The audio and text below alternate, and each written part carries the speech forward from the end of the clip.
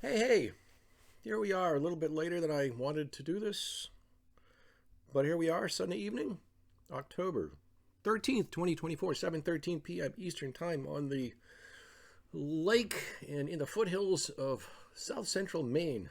A lot going on. Let's catch up. I'm having some fun.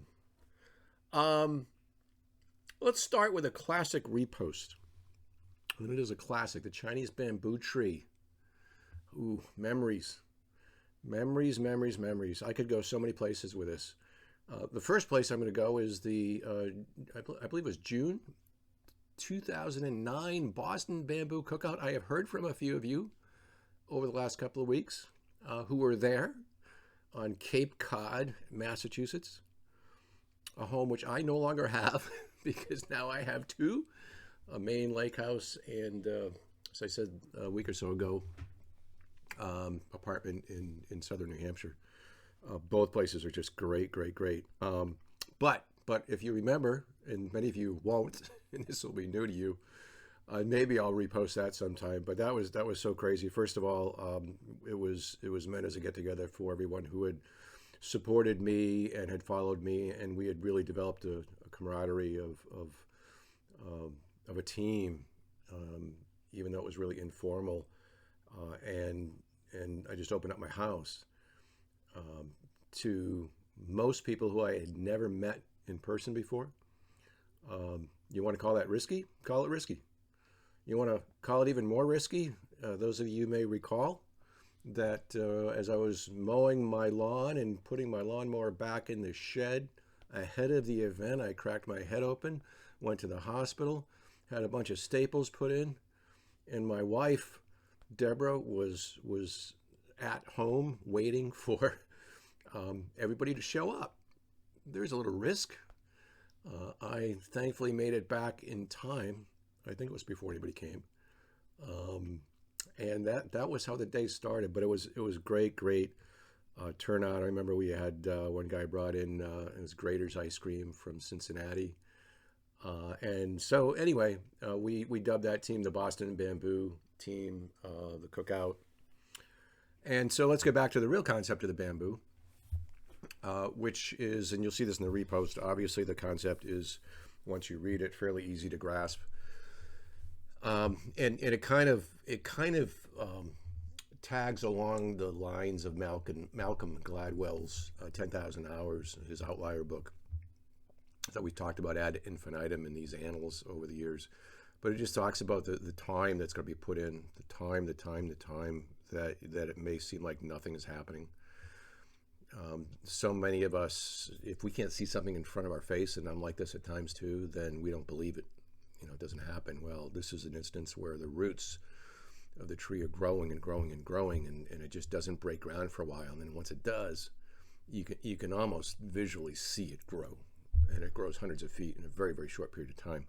And the analogy and the parable was to trading, of course, to a large extent, but it was also like the book, right? More about life than trading. I continue to look at trading as a great parable of life. And so the idea is, again, you just spend a lot of time where you don't see the fruits of labor, and then all of a sudden it clicks. And again, I go back to Malcolm's book, Outliers, and it's just so similar to the concept of tens of thousands, or at least in his case 10,000 hours, which he found as a common denominator for a lot of wildly successful people in various endeavors. So I also a quick shout out to Verneman. Many of you will follow him on Twitter. He's got a great feed, and there's a cartoon that he has. It's a mining cartoon. A guy's underground with a pickaxe, and he gets so close, and he doesn't quite get there, and then he leaves, and someone else comes and just taps, and bang, there it is. And there are other books. I think Think and Grow Rich had that concept as well, about the guy who was like X number of feet from striking oil and left, and one next guy came in, took advantage of his efforts, and bang, there it was. Again, one of the reasons I wrote the book was to hope that happened to people, right? Let my mistakes, let my bloody footprints help you avoid them so that you can then leap in ahead of the curve and be successful. Again, whether it's in life or trading. So that's the bamboo post anyway, which was one of the earliest ones that we had. That along with the Svithjad rock, which I reposted, which provides a great concept of time. So that's that. Where else do we want to go? So today, on a personal basis, so this was a screen porch takedown day. Now we live in a lake, and the regulations around the lake is that your house can only be so big, your footprint can only be so big. And we have this wonderful deck on the west side of our house, and again, we're like 12 feet from the water, and it's about a 600-acre lake. It's a pretty good size, but we can't build. We have a deck there, right? So I can put a screen porch up, but I can't put a permanent screen room there because of restrictions. The house has already maxed out its footprint. They want to keep the lake properties, fairly nature-like. So anyway, we have this great screen house, one of the best engineered products I have ever seen. If you're looking for one, ask me, email me. Made in Canada. But anyway, we take it down. So today, once a season, we take it down for the winter, store it, and then put it back up in May every year. And then next week, or this coming Friday, the boat gets taken out. The boat ferry comes, takes the boat. It gets stored over the winter, and then, right after that, the dock guy comes and takes the dock out, stores it under my deck. So anyway, today was screen porch takedown day, and I am sore. I was actually shouting for my wife. I was doing some Jocko Fuel analysis a little while ago, and in pain because all of a sudden I got this incredible cramp in my left hammy. So anyway, on a personal basis, that's what's happening here. We'll lock the place up, for goods come early November. Late October, early November, and then we're in New Hampshire, and just a great spot there, like 20 restaurants within walking distance, and then we'll come back here in May. So that's a quick personal update. Let's talk about market rhythms. I just want to check on something. I'll post this. So it's 7:20 p.m. right? And as I've said, I have I have no time to trade help, but I do have time after hours, if you will. So my Sundays consist of doing a pretty in-depth sales report for the prior 7 days for the executive team, and we look at all the channels that we sell through. So we have a website, jockofuel.com. We have Amazon, second top sports drink company right now on that, and then we sell through retail outlets, which continue to grow and grow. So anyway, I do a sales report, sometimes Sunday afternoon into the evening, get that out. It takes me a few hours. So I do that. And then what happens at 6 p.m. Eastern? Markets open. The market's open. And so,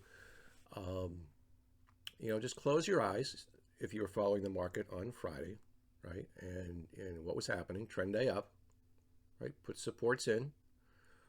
And it still has this habit of these air pockets, these ridiculous air pockets. If you don't take the money and run, right, TMAR, then you're prone to get caught in those and either lose, more profit than you would like, or all of your profit if you haven't been scaling out on the way. So you got to be careful of that. But anyway, we had a little bit of that rhythm on Friday, but it was by and large a trend day supports. And what do I love doing? One of my favorite sequences. And my favorite trading rhythms in general, anyway, are outside of the regular trading hours of the U.S. markets, where all the algorithms kick in, all the games play, the cowboy market, I call it. And so, most of my money over the years has been made, even when I was trading actively, was made in the after-hour periods. And so again, Friday, supports in. So what happens today? I'm not even looking at the chart for now, but I'm going to look at it in a little bit.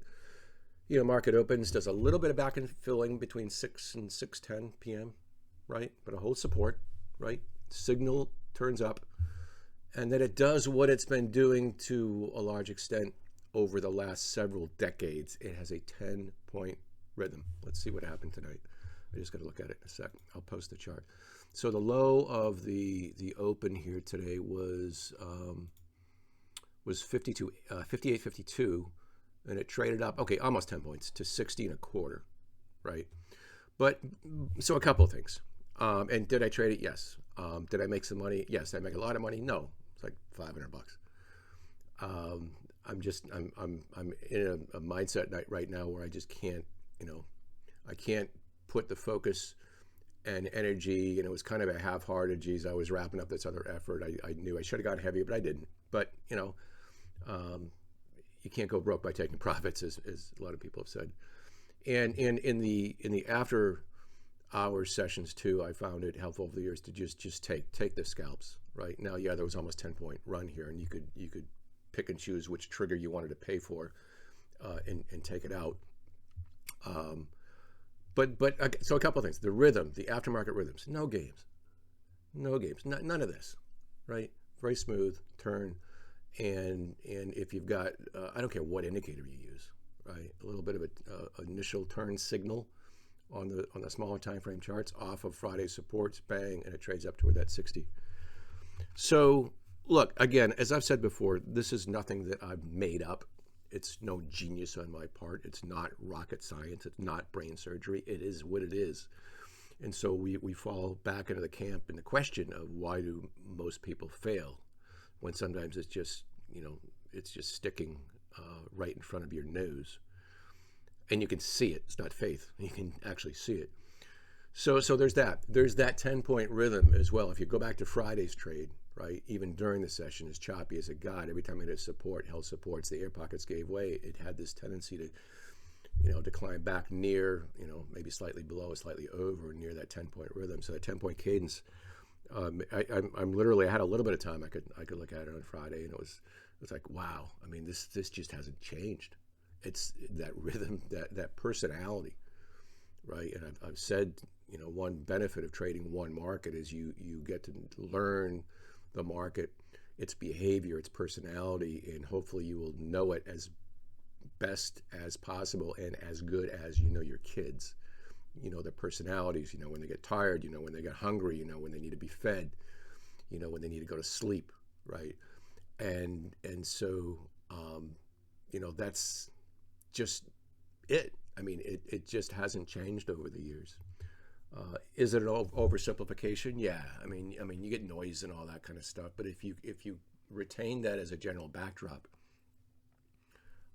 along with staying on the right side of the trade, the one challenge area is, and this is if you go back to the diary, the book, where I can get caught. So I have really two, as I say in the book, two modes of trading. One is providing liquidity, and two is speculating. And the providing liquidity is always that one area you're going to be more cautious with. That is where, everybody wants to sell. Then, you're there being on the other side of that trade, or vice versa. It's a little bit dicier shorting, because markets tend to go up over time. But be that as it may, there might be opportunities there as well. So that's providing liquidity in my mind, and a good way to profit. You're providing a service for the markets. But I'd say arguably it requires a little bit more skill. And then the other is speculating, which, it sounds riskier actually, but what I mean by that is that you're actually, hitting the ask if you're buying, or hitting the bid if you're hitting the bid if you're selling. And you're going with a momentum, even though that momentum might be, just on a smaller time frame, supported by a larger time frame, and you're trading off of that. I would call that speculating. You're speculating that price is going to do something that it's not currently doing.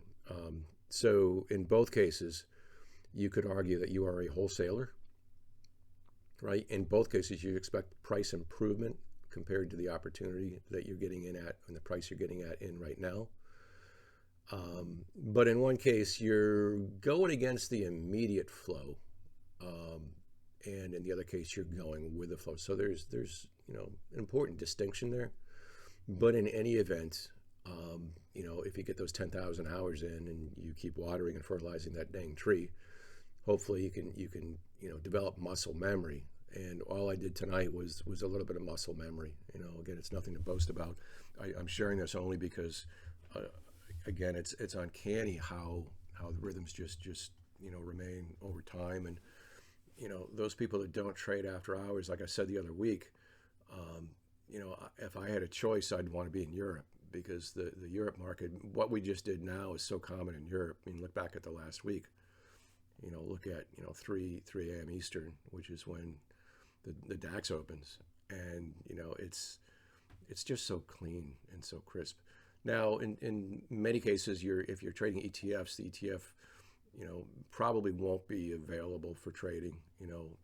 Most main brokers, I think it's not until 7 a.m. Eastern that you can do that. So, you're looking at futures, index futures, and the micros, again, an opportunity to de-risk if you're interested. So I know I'm rambling a bit, but those are some observations. What else? I can't really think of a whole lot tonight. I'm sore. So, but yeah, keep dropping those notes. It's great to hear from, again, many of you, and maybe we'll get back together again sometime in person, once my schedule allows. And in the meantime, I get work to do, and hope you find this helpful. Take a look at that classic post. If you've seen it before, use it for some reinforcement. If you've never seen it before, think about it. So, hope that helps. Take care. We'll see you next week. Bye.